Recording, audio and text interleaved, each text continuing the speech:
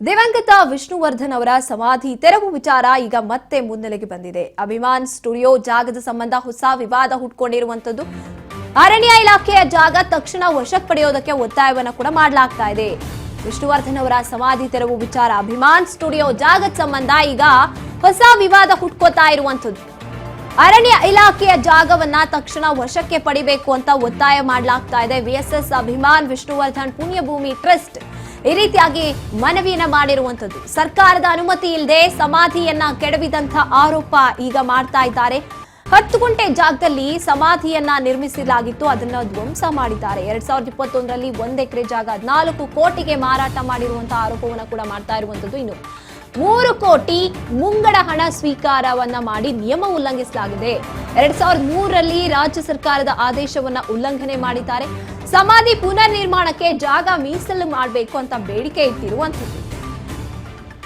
ಕ್ರಮ ಕೈಗೊಳ್ಳಬೇಕು ಈ ವಿಚಾರವಾಗಿ ಅಂತ ಸರ್ಕಾರಕ್ಕೆ ಅಭಿಮಾನಿಗಳು ಒತ್ತಾಯವನ್ನ ಮಾಡ್ತಾ ಇರುವಂತದ್ದು. ಎಸ್, ಇದೆಲ್ಲ ಯಾವಾಗ ಆರಂಭ ಆಯಿತು ಅಂದ್ರೆ ಡಾಕ್ಟರ್ ರಾಜ್ಕುಮಾರ್ ಅವರ ಸಮಾಧಿ ವಿಚಾರ, ಜಾಗದ ವಿಚಾರ, ಸರ್ಕಾರ ಅಂತ ವಿಚಾರಗಳನ್ನ ತೆಗೆದಾಗ ಚೇತನ್ ಅಹಿಂಸಾ ಅವರು ಈಗ ಮತ್ತೊಮ್ಮೆ ಈಗ ವಿಷ್ಣುವರ್ಧನ್ ಅವರ ಸಮಾಧಿ ತೆರವು ವಿಚಾರ ಮತ್ತೆ ಮುನ್ನೆಲೆಗೆ ಬರ್ತಾ ಇದೆ.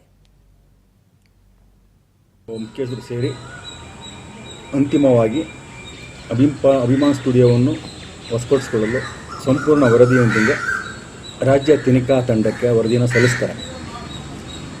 ಇನ್ನೂ ವರದಿ ಕಳಿಸಿ 4 ತಿಂಗಳಾಗಿದ್ದರೂ ಇನ್ನೂ SIT ಅರಣ್ಯ ಇಲಾಖೆಯವರು ಇನ್ನೂ ಒಂದು ಮೀಟಿಂಗ್ ಮಾಡಿಲ್ಲ. ಇದರ ಬಗ್ಗೆ ನಾವು CM ಸಿದ್ದರಾಮಯ್ಯನವರಿಗೆ ಹಾಗೂ ಅರಣ್ಯ ಸಚಿವ ಈಶ್ವರ್ ಖಂಡ್ರೆ ಅವರಿಗೆ, ಕಂದಾಯ ಇಲಾಖೆ ಸಚಿವರಿಗೆ, ಕೃಷ್ಣ ಬೈರೇಗೌಡರಿಗೆ, ಕಂದಾಯ ಇಲಾಖೆಯ ಎಲ್ಲ ಅಧಿಕಾರಿಗಳಿಗೆ ಹಾಗೂ ಅರಣ್ಯ ಇಲಾಖೆಯ ಎಲ್ಲ ಅಧಿಕಾರಿಗಳಿಗೆ ನಾವು ಮನವಿ ಕೊಟ್ಟಿದ್ದೀವಿ. ಏನು ನಮ್ಮದು ಬೇಡಿಕೆ, ಅರಣ್ಯ ಇಲಾಖೆ ಅತಿ ಶೀಘ್ರದಲ್ಲಿ ವಶಕ್ಕೆ ತಗೊಬೇಕು. ಅವರು 2 ಬಾರಿ ಉಲ್ಲಂಘನೆ ಮಾಡಿದ್ದಾರೆ. 2003ರಲ್ಲಿ 10 ಎಕರೆ ಮಾಡ್ಕೊಂಡು ಅಭಿವೃದ್ಧಿಪಡಿಸಿಲ್ಲ. ಸರ್ಕಾರ ಅನುಮತಿ ಕೊಟ್ಟು 10 ಎಕರೆ ಮಾರ್ಕೊಳ್ಳೋಕ್ಕೆ ಅನುಮತಿ ಕೊಟ್ಟಿತ್ತು, ಅದನ್ನು ಅಭಿವೃದ್ಧಿಪಡಿಸಿ ಉಲ್ಲಂಘನೆ ಮಾಡಿದ್ದಾರೆ. ಹಾಗೆ 2021ರಲ್ಲಿ 1 ಎಕರೆ ಮಾರಾಟ ಮಾಡಿಕೊಂಡು ಸರ್ಕಾರದ ಆದೇಶವಿಲ್ಲದೆ ಮಾರಾಟ ಮಾಡಿದ್ದಾರೆ, ಉಲ್ಲಂಘನೆ ಮಾಡಿದ್ದಾರೆ. ಹಾಗೆ ಡಾಕ್ಟರ್ ವಿಷ್ಣುವರ್ಧನ್ ಸಮಾಧಿಯನ್ನು ಸರ್ಕಾರದ ಆದೇಶವಿಲ್ಲದೆ ಧ್ವಂಸ ಮಾಡಿದ್ದಾರೆ. ಕೋರ್ಟ್ಗೆ ತಪ್ಪು ಮಾಹಿತಿ ಕೊಟ್ಟು ಧ್ವಂಸ ಮಾಡಿದ್ದಾರೆ.